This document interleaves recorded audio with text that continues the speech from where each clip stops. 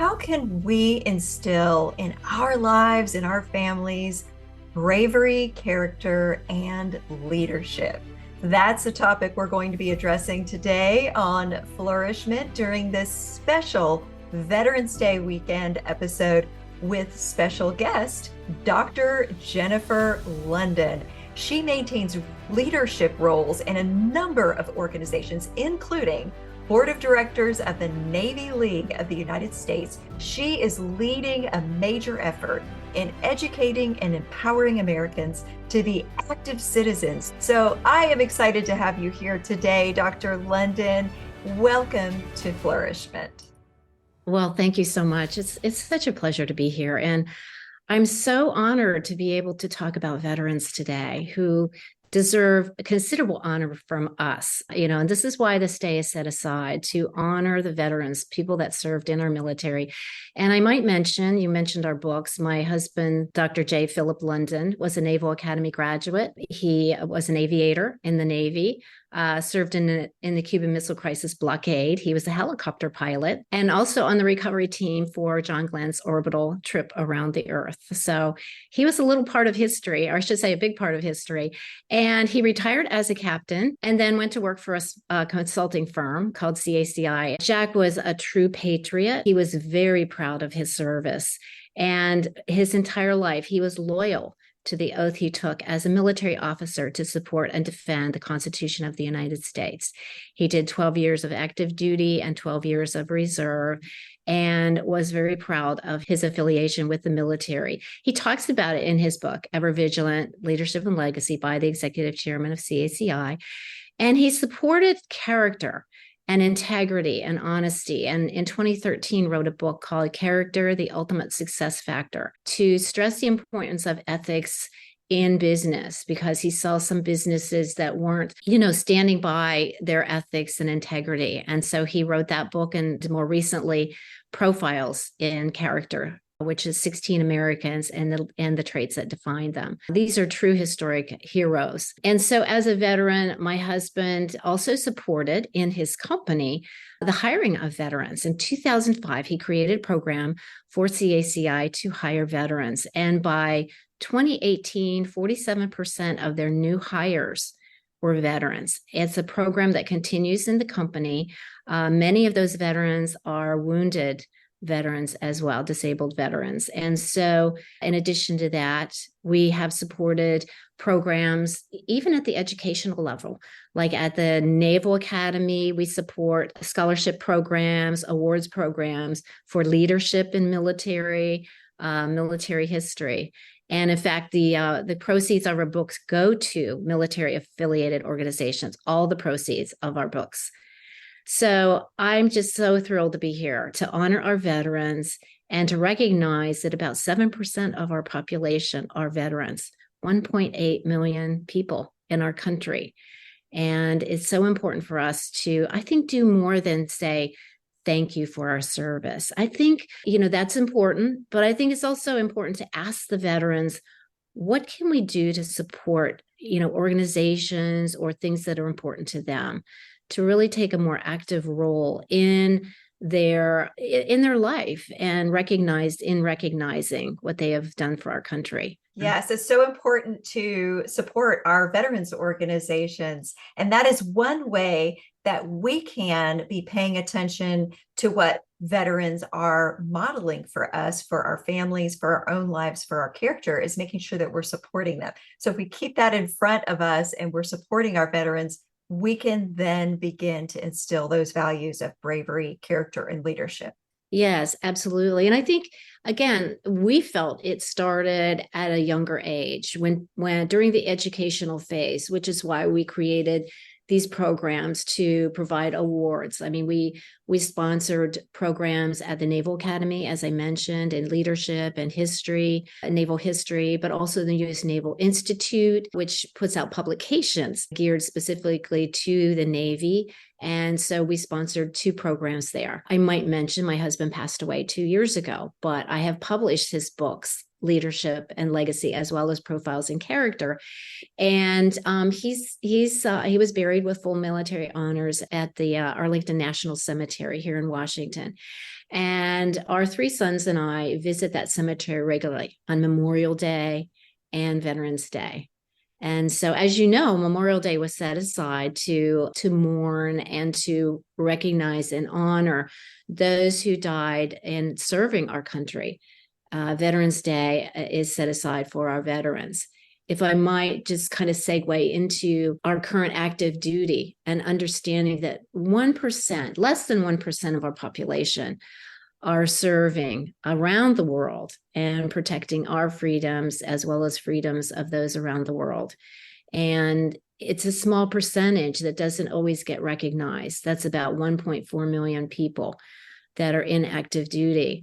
And it's heartbreaking to look at the suicide rate among both veterans and active duty. It's at about 22 individuals per day that are committing suicide, either veterans or active duty. And a large percentage are veterans. And part of that is because of difficulty adjusting to civilian life. It's PTSD, it's depression.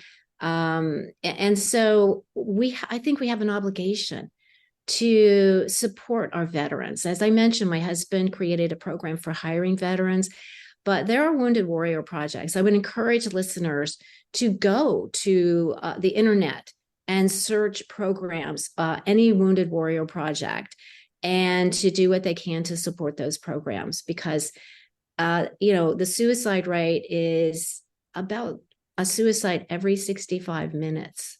If you can, wrap your head around that, that's substantial, significant.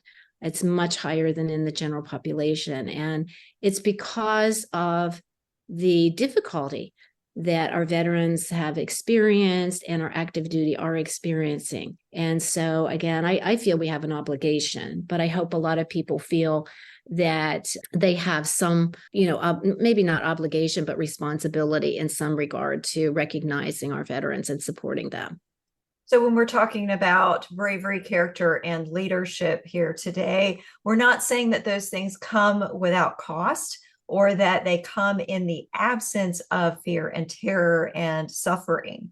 So these things could sometimes go together. If you recognize someone that you know in your family or in your community or in your church is exhibiting withdrawal or other symptoms that might put them at risk for harming themselves or even ending their life, what is something that you can immediately do to show your support, to give them resources to help them to get the professional assistance that they need? Really just approaching someone and offering the fact that you're interested in them without embarrassing them. Again, pointing them in the direction of programs. I mean, the Veterans Administration has done a better job in recent years of offering more services to veterans.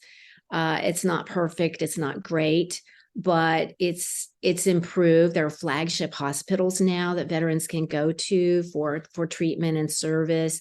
Some people might not even be aware, without having not gone to the VA, what kind of benefits they might be entitled to. And I have a brother who's 78 years old and served in active duty during Vietnam, was discharged from a disability, never collected disability. And so, he wasn't even aware that there are opportunities out there, for veterans, and some programs, like there are mortgages, there are loans, and just a lot of, not a lot, but at least a number of programs that veterans can look into that help them either reduce their mortgage, get a reduced loan, and again, just from a medical standpoint, going to hospitals, finding the right person or the right team to get the kind of treatment they need.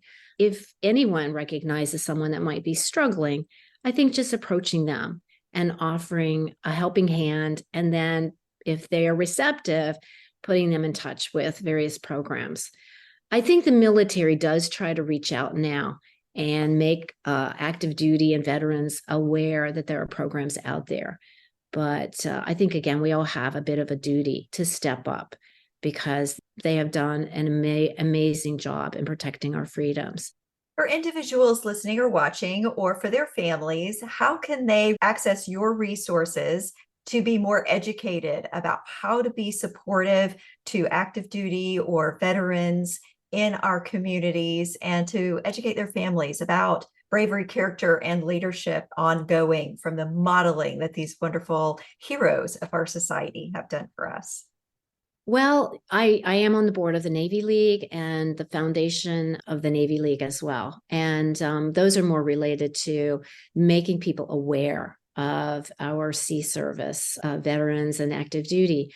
The foundation actually is directed toward actually scholarship programs for the children or spouses of those who have been in the sea service. And again, as far as, and if I can just mention something about the Navy League Foundation, last year we got 200 applications for scholarships.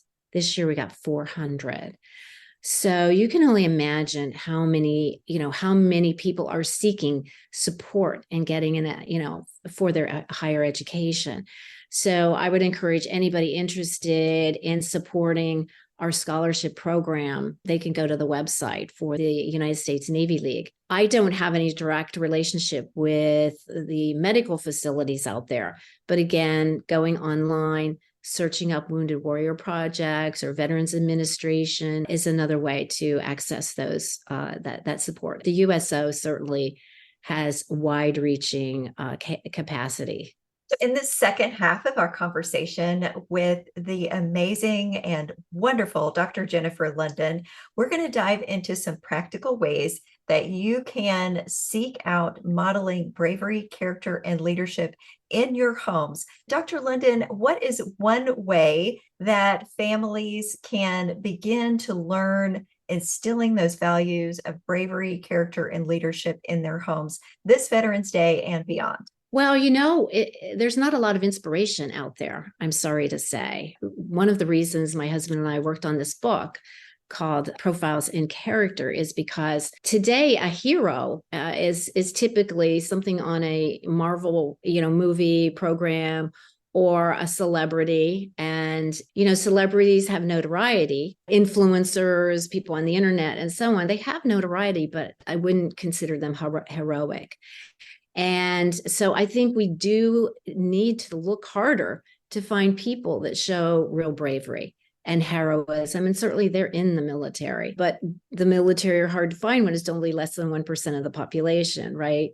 But as I mentioned, the USO, I think, does a great job. I recently spoke with the spouses of the USO because the spouses of active duty have a great deal of difficulty in getting and sustaining a job or even an education because of the frequent deployments. And so it puts them in a sort of a holding pattern in their own careers. That's a challenge. And as I mentioned earlier, many active duty have difficulty transitioning to civilian life. So anyone who has the capacity to support the spouses or active duty in transitioning to jobs, I think should step up and offer to help in that transition or to help provide some guidance with how to go about finding active or at least temporary, employment.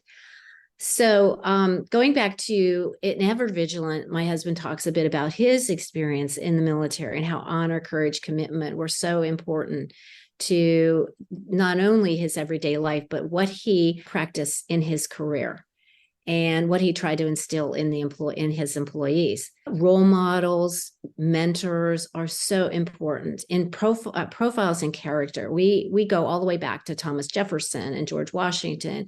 We talk about Martin Luther King, Billy Graham, faith leaders. A number of presidents are covered. Lincoln, Teddy Roosevelt, FDR, Reagan, Truman, Eisenhower, and so on, but also Civil War individuals, Harriet Tubman, Robert E. Lee, and Frederick Douglass. And we identified what we thought were characteristics that really drove them in their success through challenges, but also helping them through their successes. Susan B. Anthony, who for years worked to get the women's right to vote. And it wasn't passed until about a decade after she had passed away.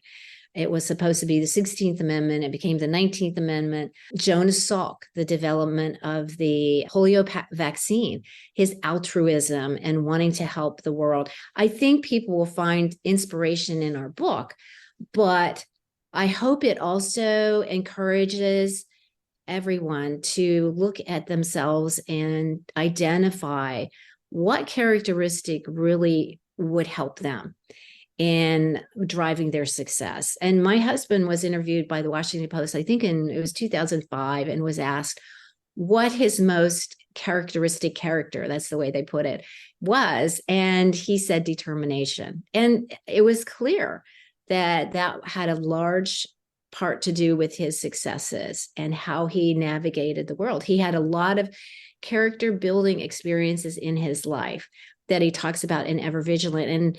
And these vignettes of the 16 Americans that we talk about, that I believe are real heroes that we need to look to. They're in the past. And again, because our world today isn't providing a lot of inspiration, I think they will help generate some thinking for those readers about what characteristic they have that will help them, that they can fall back on, whether it's persistence, determination, tenacity, altruism, vision, and so on. That's one way that we can all think about how we can develop our own sense of bravery. All of the individuals in profiling character were brave, and some showed a different level. Frederick Douglass, we consider fearless. Harriet Tubman was audacious. Truman had immeasurable courage. And what was unique about Truman is he served in the military. So when he thought about the atomic bomb, he considered the casualties that would be incurred by an invasion because Japan was not surrendering versus, dropping the atomic bomb. And he prayed on and he contemplated, but he made that decision alone. And if you can imagine the courage, the same with Eisenhower, and I speak about them because they were veterans. Again, hopefully veterans that would provide inspiration. Eisenhower wrote the famous memo that was found after D-Day, taking responsibility in the event that the invasion failed. And in that memo, he said, if there is any blame, it's mine and mine alone. And so we look at Eisenhower as a good example of someone who took accountability, who took responsibility. And today we see a lot of people who want to blame other people for things that are happening around them. And I think he's a great inspiration for someone really, can you imagine how many people he could have blamed, and the massive invasion with, thousands of ships and planes and people.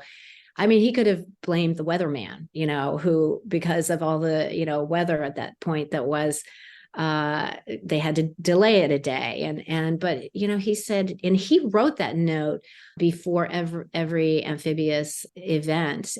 He wrote the note in case he had to submit it. And I just find that so admirable. So I point to that as another example of how we can look to our own bravery, our own, characteristics that help us drive our own success and help us through whatever challenges we might have in our everyday lives. I'm hearing you say something that is resonating with the spirituality piece of who we are according to what God calls us to be. And it's based in God's love.